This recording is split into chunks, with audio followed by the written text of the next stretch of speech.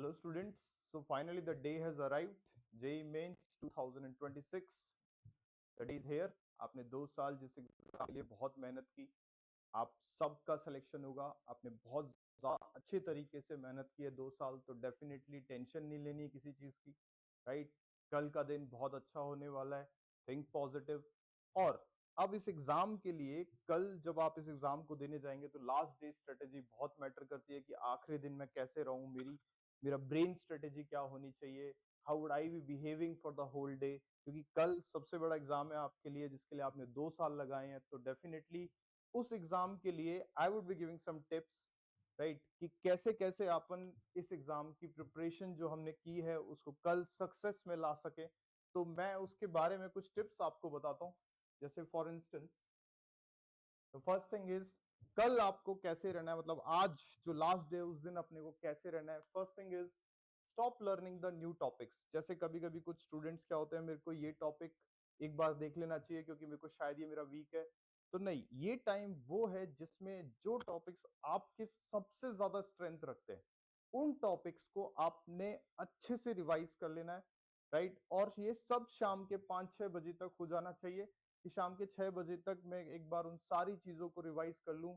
और इसमें कोई न्यूमेरिकल्स नहीं करने हैं, बस जो भी मैंने क्वेश्चंस नोट्स, शॉर्ट नोट्स बनाए हैं उन सब शॉर्ट नोट्स को एक बार गो थ्रू कर लूं पूरे दिन में. और शाम के 5-6-7 बजे तक आई would B winding everything up, right. तो कोई भी नई चीज नहीं करनी है. Revise only strong and familiar formats, go through short notes. और जो आपका एरर, जो आपके कुछ क्वेश्चंस ऐसे भी होंगे जो बहुत बार गलत होते रहते हैं, तो उन क्वेश्चंस को अपन स्पेसिफिक एक पेज पे लिख लेते हैं कि कभी कभी हमें बाद में रिमाइंड करा दे कि ये गलतियां मेरी बार बार होती है. तो मैं उन गलतियों को एक बार देख लूं कि हाँ यार, ये स्पेसिफिक क्वेश्चंस हैं जिन पे मेरे को नजर रखनी है. तो ये आपको शाम के 7 बजे तक मैक्सिमम कर लेने हैं. उसके बाद we don't have to work on whatever the preparation needs, right. इसके बाद फिर हमें दोबारा उसको नहीं देखना है. और definitely this is the most important thing कि आज जो कि लास्ट डे है, डेफिनेटली आज रात को जब आप सोए तो 7 घंटे की नींद बहुत जरूरी है. 7 घंटे की नींद will help you to concentrate properly for the next day in the next exam, right. तो इस एग्जाम में आपको हेल्प करेगी 7 घंटे की नींद. तो डेफिनेटली जिनकी मॉर्निंग शिफ्ट है उनके लिए बहुत जरूरी, क्योंकि ब्रेन जितना ज्यादा रिलैक्स्ड होगा आप उतना ज्यादा कंसंट्रेट करोगे अगले दिन. Avoid panic and comparison. Panic बिल्कुल नहीं लेना है कि अरे मेरे दोस्त ने तो मेरे से ज्यादा कर रखा है, या उसके उतने टॉपिक्स हो गए या मेरे इतने टॉपिक्स नहीं हुए. तो ऐसी चीजें भी बिल्कुल नहीं सोचनी है. आपने जो किया है उस पर भरोसा रखना है और डेफिनेटली आपकी जो प्रिपरेशन है दैट इज बेस्ट, और आपका रिजल्ट भी उसी से आएगा. तो नेक्स्ट थिंग इज, अब कल जब आप एग्जाम दोगे तो उस टाइम पर भी थोड़ी बहुत स्ट्रेटेजीज हैं. जैसे फर्स्ट इज, एक बार पेपर से गो थ्रू कर लो, राइट. सेकेंड थिंग इज, सबसे पहले वो सब्जेक्ट चूज करो जो आपको सबसे अच्छा लगता है एंड जिसमें आपकी बहुत ज्यादा स्ट्रेंथ है. तो जिसमें आपकी बहुत ज्यादा स्ट्रेंथ है उस सब्जेक्ट से स्टार्ट करो. एक राउंड में you can say you can follow the 3 round strategy also. 3 round strategy में क्या होता है, हम फर्स्ट पेपर से उन क्वेश्चंस को कर लेते हैं जो अपने को डायरेक्ट कैचअप हो रहे हैं. मतलब जैसे मैंने क्वेश्चन पढ़ा and I am getting the answer, तो पहले स्ट्रेटेजी में अपन वो सारे क्वेश्चंस कर लें. सेकंड स्ट्रेटेजी में अपन मीडियम बेस्ड क्वेश्चंस कर लें. और थर्ड में we would be going for risky based questions. Risky based questions में क्या होता है कि जैसे मैं कोई क्वेश्चन अटेम्प्ट कर रहा हूं, राइट, लेकिन मेरे आंसर्स मैच आउट नहीं कर रहे. तो ये क्वेश्चंस आपको तब करने जब आप कोई भी 4 ऑप्शंस में से 2 ऑप्शंस एलिमिनेट कर दो. अगर आपको ऐसा लगता है कि इसमें से 2 ऑप्शंस तो नहीं हो सकते, 2 रह सकते, then you can take the risk on the risky questions. Don't get stuck on one question. ये बहुत बार होता है. कभी कभी हमें ऐसा लगता है कि ये मेरा चैप्टर जो है ना बहुत फेवरेट है, तो इसके क्वेश्चंस तो मैं डेफिनेटली कर दूंगा, लेकिन लास्ट मोमेंट पे आपसे वो क्वेश्चन नहीं हो रहा है, तो आपको दिमाग में ऐसा आता है कि यार मैं तो इस क्वेश्चन को तो पक्का ही करूंगा. सो ऐसा नहीं करना है. कभी कभी क्या होता है, उसी टॉपिक का या उसी चैप्टर का क्वेश्चन सबसे टफ आ जाता है. तो जब वो सबसे टफ आ गया तो डेफिनेटली ऐसा हो सकता है कि वो हमसे ना हो रहा उस समय.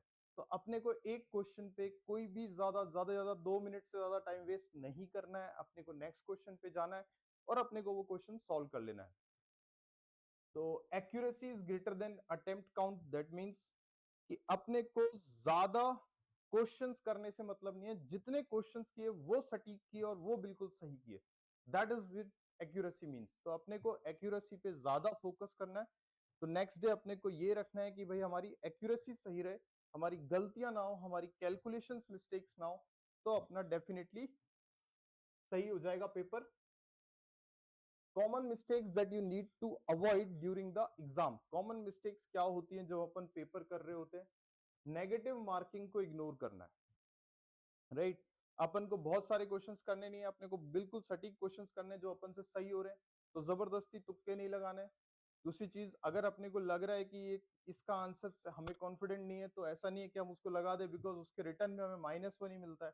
तो इसलिए अपने को नेगेटिव मार्किंग को तो अवॉइड करना है। एरर्स को अवॉइड करना है यूजिंग स्पीड। कभी कभी क्या होता है, अपन बहुत स्पीड में काम करते हैं, अपने को ऐसा लगता है यार अभी देख मैं अभी सॉल्व कर दूंगा इसको जल्दी जल्दी, और उस जल्दी जल्दी में हम छोटी छोटी मिस्टेक्स कर देते हैं, मल्टीप्लाई की, डिवाइड की। तो ऐसी मिस्टेक्स को भी अवॉइड करना है। You get 3 minutes right for पर क्वेश्चन, तो आराम से उसको सॉल्व करिए, आराम से समझ के सॉल्व करिए, जैसे ही आपका आंसर आएगा वो बिल्कुल सही आएगा, राइट? स्पीड में क्या होता है, कैलकुलेशन मिस्टेक्स होनी ही होनी है, तो उनको आपको अवॉइड करना है। Changing correct answers unnecessarily. कभी कभी क्या होता है, जब मैं क्वेश्चन सॉल्व कर रहा होता हूँ और मेरे मेथड, मेरे दिमाग में एक तरीका आता है, and I just solve the question with that method, और वो क्वेश्चन का आंसर सही होता है।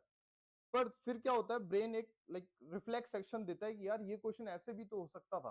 फिर हम क्या करते हैं, उस क्वेश्चन पे उस तरीके से सोचने लग जाते हैं, और उससे हमारा आंसर गड़बड़ कर जाता है। तो एक बार जो आपने अटेम्प्ट किया उस पर भरोसा रखिए, जिस तरीके से आपने किया उस पर भरोसा करिए, बस उसमें कैलकुलेशंस मिस्टेक मत करिए, तो आपका आंसर बिल्कुल सही होगा। टफ क्वेश्चन को देख के पैनिक नहीं होना है, टफ क्वेश्चन डेफिनेटली हो सकते हैं। टफ क्वेश्चन अगर आपसे नहीं हो रहा है तो कोई बात नहीं, it is tough for everyone, not only for you.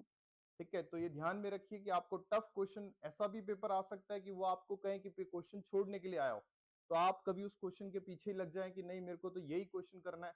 तो ऐसा नहीं करना है पेपर में, अपने को अपना बेस्ट अटेम्प्ट देना है, जितने मैक्सिमम क्वेश्चंस अपन कवर कर सकते हैं अच्छे से उतने मैक्सिमम क्वेश्चंस कवर करना है, जिससे अपना सिलेक्शन हो जाए।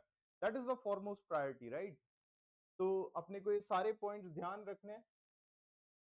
So definitely 2026 exam is there, and I wish all the best for all the JEE aspirants. Please do it well, stay calm, stay happy, and give your best in the exam tomorrow. Thank you and bye bye.